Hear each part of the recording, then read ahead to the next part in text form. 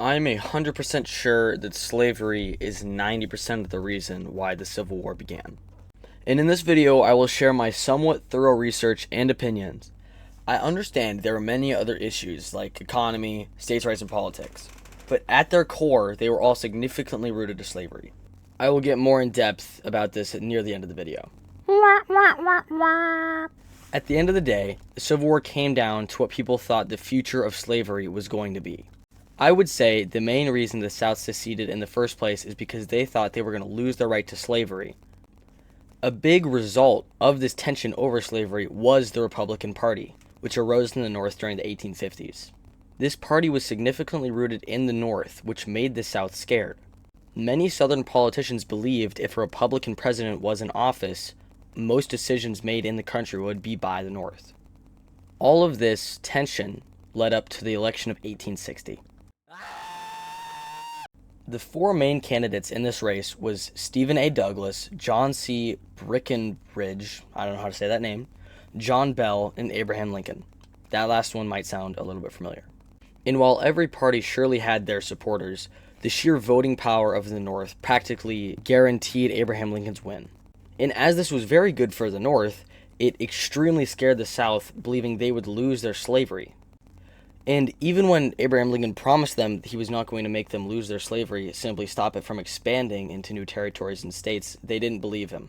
This mistrust of their president was a significant reason why they seceded, and the secession thus led to the Civil War. This might be a slightly smaller segment, but I do want to focus on this. Slavery was a very large contributing factor to slavery. Alexander Stephens said the Confederacy was not founded on the idea that black people were equal and slavery was natural. Seceding states knew that people treated black people less equally and thus used to fuel their economy through slavery. Boo! The South heavily depended on its slavery. Its whole economy was based off the fact that they would have slaves to work. Cotton was the largest U.S. export in the 1840s. And cotton was primarily made by slaves. Quick, real side tangent here. I just thought of this. Was Eli Whitney responsible for the Civil War? Because Eli Whitney made the cotton gin, which made cotton one of the biggest products in the U.S., which raised or added more slavery to the U.S., thus creating the Civil War. I don't know, man.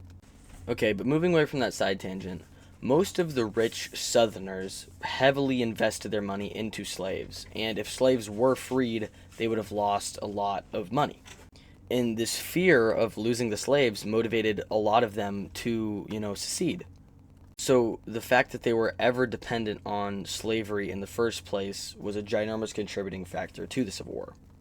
So when Northern political leaders wanted to stop the spread of it, it made these Southern politicians believe that meant they were going to lose all rights to slavery, when that wasn't the case at all. And even the ones who didn't believe it was going to take away their rights to slavery, they believed the fact that it couldn't expand would cause it to die out, thus make them lose all their money. I believe that the core of their fear was losing the control they had over their slaves. Because, slave riots were happening, and I assume that them seeing all the slaves in the North get free and slaves running away, they're fearing that their slaves are going to escape and they're going to lose money from that.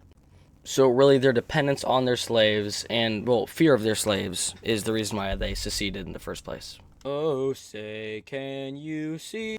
Abraham Lincoln's primary goal was to keep the South from seceding, essentially saving the United States from its own destruction.